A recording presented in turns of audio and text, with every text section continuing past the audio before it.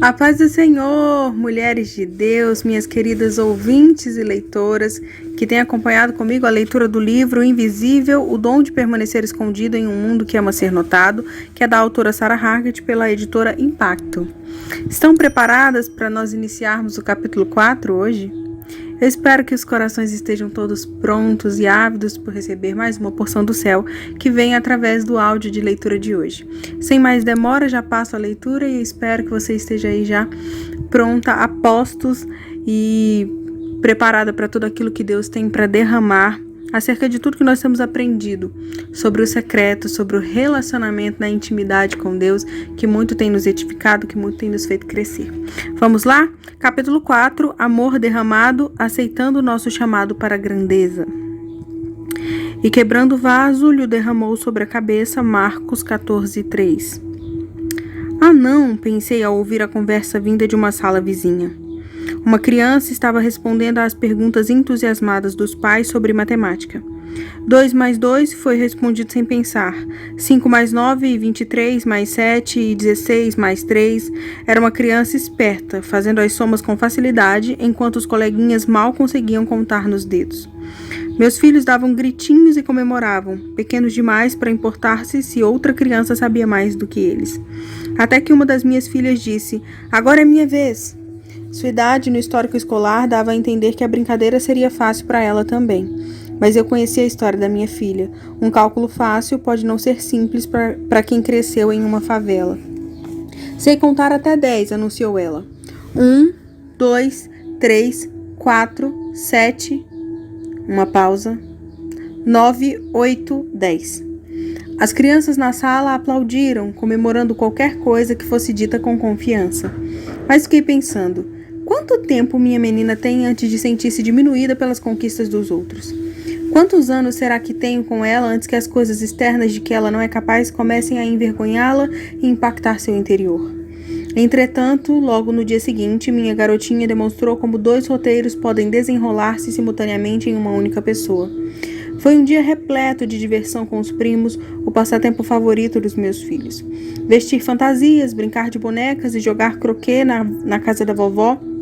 Isso tudo misturado a brincadeiras de esconde-esconde, entremeadas por risos. Em algum momento da bagunça, porém, minha garotinha, que conta até 10, desapareceu. Ela se isolou no escritório dos fundos com fita, tesouro e canetinhas. Reapareceu horas depois com uma pilha de bilhetinhos amorosos. Ela havia feito com esmero um cartão para cada criança, abrindo mão de um dia que havia aguardado ansiosamente durante semanas. Ela entregou aqueles cartões com o ar de quem distribuía notas de $100, na expectativa de que todos se sentissem tão cheios ao recebê-los quanto ela se sentira ao fazê-los e presenteá-los. As outras crianças agradeceram casualmente aqueles presentes, mas ela sequer pareceu perceber. Ela irradiava luz, expressava a pessoa que estava em processo de tornar-se. Se a identidade de nossa filha se limitasse às circunstâncias exteriores, Nate e eu estaríamos pensando apenas em sua incapacidade de contar até 10. Será que ela um dia conseguirá cuidar do próprio dinheiro ou ler Orgulho e Preconceito? Ela lerá a Bíblia ou falará em público? Mas existem sempre 2 histórias em uma pessoa, a visível e a invisível, e somente um par de olhos consegue enxergar as 2. Davi conhecia a verdade invisível. Os meus ossos não te foram encobertos quando no oculto fui feito. Salmo 139, versículo 15. Deus criou cada um de nós para atingir a grandeza. Não a grandeza do palco, de um título ou de um diploma, embora Ele possa usar tudo isso em nossa vida. Ele pode até mesmo permitir que os aplausos de outras pessoas nos encorajem e nos ajudem a crescer. Mas a grandeza mais doce começa pelas raízes, sendo criado e cuidado em segredo e visto unicamente por Deus. Eu me formei na faculdade Magna Cum Laude, que em latim significa com grande honra ou com grande louvor. Atravessei o palco para receber meu diploma de honra com orgulho de alguém que havia levado pessoas a Jesus durante a faculdade, ao mesmo tempo em que mantinha boas notas. Eu me formara com grandeza, ou assim pensava. Eu desejava a grandeza. Entendia vagamente que grandeza tinha algo a ver com crescimento interno, tanto quanto com realizações externas, mas a maior parte daquilo que eu pensava ser crescimento podia ser medida e documentada. Vidas transformadas, movimentos iniciados, objetivos alcançados. Se fosse relevante, eu mediria. Se não fosse passível de ser medido, não importava. Na época, eu não fazia ideia de que era possível ter grandeza às 2 da manhã com um bebê doente no colo ou gentilmente abrir mão de uma posição de liderança na igreja para que outra pessoa ocupasse os holofotes. Não sabia que a grandeza poderia ser alcançada na longa jornada de lidar com as dores de um ex-órfão ou ao servir um amigo que jamais me agradeceria. Não sabia que poderia atingir a grandeza quando deixasse minha lista de tarefas inacabada a fim de ler para uma criança em meu colo. Não sabia, aos 21 anos de idade, com meu diploma nas mãos, que eu poderia ser grande nas fases de inatividade, aquelas que teria considerado fracassadas. Não sabia que até mesmo aquele anseio por grandeza vinha de Deus. Jesus reconheceu esse anseio humano por grandeza no versículo que eu memorizara naquele verão na Adirondack. Mas todo aquele que quiser entre vós fazer-se grande, seja vosso serviçal. E qualquer que entre vós quiser ser o primeiro, seja vosso servo. Mateus 20, versículos 26 e 27.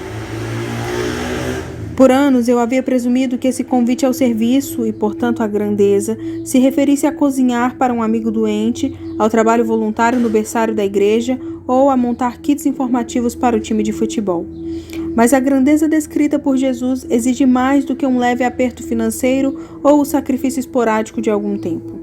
Ele afirmou categoricamente que o caminho para a grandeza está na invisibilidade. E trata-se de uma atitude mental e uma maneira de ser, não um punhado de tarefas a executar e tirar de uma lista. Nós nos tornamos grandes quando servimos alegre e genuinamente em lugares e por formas que não são reconhecidos, porque ali encontramos a face reconfortante de Deus, especialmente quando ninguém nos vê ou aplaude. Corações que crescem em Deus, que o buscam e são buscados por Ele, se tornam profundamente grandes, chegam a ser inabaláveis. E nesses momentos, nosso maior erro é pensar que nossa invisibilidade talvez seja acidental. Você já deve ter ouvido coisas como: se eu pudesse encerrar essa transição e desempenhar um papel no qual fosse capaz de usar meus dons, ou quando as crianças crescerem um pouco mais e eu puder sair mais de casa, ou quando ele não estiver mais doente, poderei realmente doar minha vida ao reino, ou acrescente a sua aqui. Nós nos esquecemos de que é nas interrupções, nos tempos de espera, nos desapontamentos que mais crescemos. É nos momentos em que somos desviados por um emprego desanimador, uma cama vazia ou um líder que não reconhece nossos dons que Deus sussurra: é aqui que você se torna grande, por dentro. Maria não apenas ofereceu a Deus a oportunidade de ser grande, aquele frasco que carregava no pescoço, mas também o quebrou para abri-lo. Não havia como voltar atrás. Ela apostara tudo e o unguento não mais lhe pertencia. Maria passou a ser Maria sem o unguento que a distinguira. Subitamente, aquilo que significara segurança e reconhecimento derramou-se por entre seus dedos. Os sonhos de uma velhice confortável, com segurança financeira, ou talvez de usar roupas caras, acabaram quando ela olhou para Cristo. Ela estava perto o suficiente para ver as linhas de sua face. Ele era belo, poderoso e seguro. Maria não deve ter contado a ninguém o que pretendia fazer. Talvez nem tivesse planejado aquilo. Se tivesse planejado e contado a alguém, é bem provável que tentassem dissuadi-la, mas ela já sabia o que ninguém mais sabia, que perto de Jesus o resto perdia o brilho. Ao aproximar-se daquele homem, sua vida atingiu a grandeza. Ele se deleitou na história dela e na participação que essa mulher teve em sua história. Nisso consistiu a grandeza. Existem duas histórias na mesma pessoa, a história visível e a invisível. Para Jesus, a grandeza de Maria se revelou naquele ato que os demais trataram como insensatez, e nessa grandeza enfraquecida e desperdiçada, ela se aproximou mais do Senhor. Ela participou na história dele, e isso a fez crescer. Os tempos mudaram. Em nossa era digital é possível imaginar: se não foi postado em uma rede social, será que realmente aconteceu? É impossível vivermos para a beleza da invisibilidade e ao mesmo tempo depender de likes e comentários. Contanto que saibamos diferenciar grandeza de impacto, não há nada de errado com isso. Mas o efeito colateral pode ser pensar que algo que não seja grande e visível não representa grandeza, transformando o resto da vida em uma sala de espera, tempo perdido. Levar uma vida em que perseguimos constantemente o próximo grande alvo nos faz perder de vista a grandeza para a qual Deus nos chama aqui e agora. Na pequenez, no ordinário, nos momentos ocultos, no espaço em branco. Se o alvo de cada ser humano é glorificar a Deus e sentir prazer em estar com Ele para sempre, não deveria acontecer essa glorificação e esse prazer quando ninguém está olhando? Quando parece que nem estamos influenciando o mundo, nos momentos em que estamos apenas nos derramando aos pés de Jesus? Grandes impactos em favor do reino não vêm apenas de ações dramáticas de efeito mensurável, mas da soma dos momentos que passamos contemplando a Deus, glorificando-o em particular e deixando que Ele transforme o nosso interior. Não se trata de abandonar o impacto externo em favor da devoção a sós com Deus. Trata-se de submeter-nos à compreensão de que Deus não precisa que façamos a sua obra ou que tentemos executá-la com as nossas próprias forças. Trata-se de uma glória que não é necessariamente mensurável. Trata-se da obra que acontece debaixo da superfície, na profundidade do solo do nosso coração e que a seu devido tempo produzirá uma grande colheita de frutos e crescimento. Jesus disse: "Mas o que foi semeado em boa terra é o que ouve e compreende a palavra e dá fruto, e um produz 100, outro 60 e outro 30. Mateus 13, 23. Sim, fui feita para a grandeza, fui feita para produzir fruto e glorificar a Deus, assim como você.